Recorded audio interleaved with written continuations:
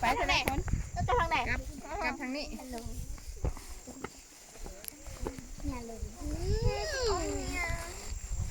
ย่างจากเส้นทางนี้ย่างฝืนนะเหยียบต้นไม้นั้นเขาไม่เข้าเลยแล้วเกิดที่เขาตายกันมา3คนแม่ทุกคนถูกคือไม่ได้อยากจะได้มาถึงเราขอตายมาตั้งแต่คือตอนนั้นคือจะไปเด็ดต้นหมากม่วงอยู่ส่วนอยู่นั่นแหละก็เอาไปฟังกลับไปเบิ่งบ้านเลยอู้คันมันใหญ่ขึ้นนี้เนี่ยไปแอบมาพ่อแม่ค่ะ แมน หรือไปใจเด็ดตายมันนาย ก็พงหรือพากันไปซื้อปลาเหยียบต่อย มันดีใจปะ แมน ชื่อป่าดิบปลาสุ ปลาดีฟ ซื้อมากินสิปลาตายปลาก็ตายปลาตายปลาก็ตายเฮ้ยมันเป็นปลาตายแล้วใครจะกินต้องยังไม่ถึงไทยเราพาส่งเพื่อนมันเลยดีกว่าทำให้ที่จะนั่งขึ้นบนนั้น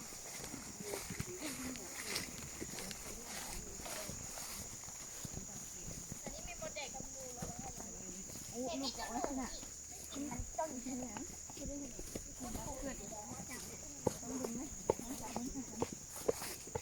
หนักเลยสาระบ่ต้องจับสัน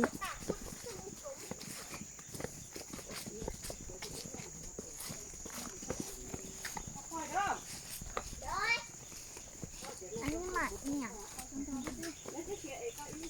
อันนี้หมักเนี่ย อันนี้หมักเนี่ย ดูว่าเลย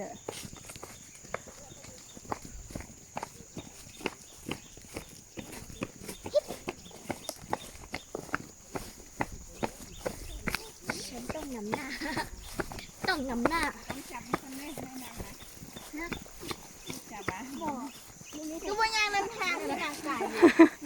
นักขึ้นนะที่ว่าที่เจ๊เล่นทำได้เจ๊เล่นนะนี่คือว่าต้องอยู่เขาเดินจับได้จ้ะมันจะได้แบบนี้ถือที่เสา ว่ามันถ่ายจะเอาเพื่อน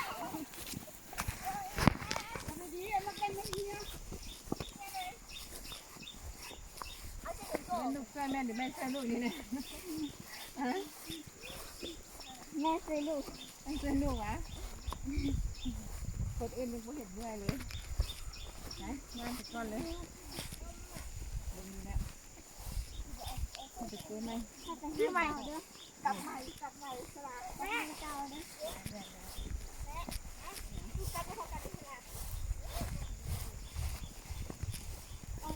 จะมั่วโชว์ตุ๊กแก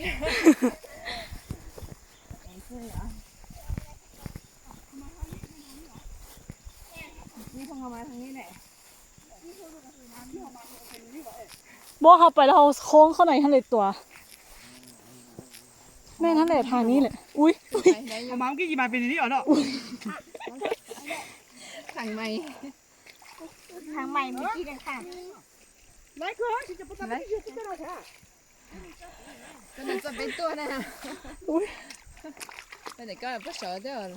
ไปยิงยาชิบะไรเป็นต้นที่ซอยจะเต้เนาะเออ แม่ฟังนะแม่จะได้คนไหนมาห้องแม่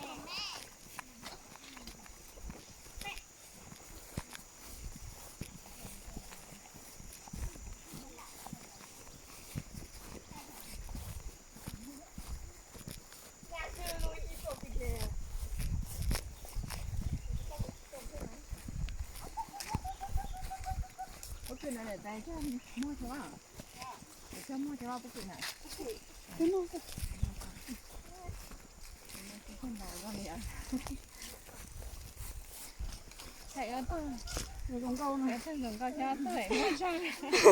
quá có từ nhang quá nó có từ nhang qua đây ít chầu bỏ ít chầu xưa nhà cổ sông nó tới ít cái lử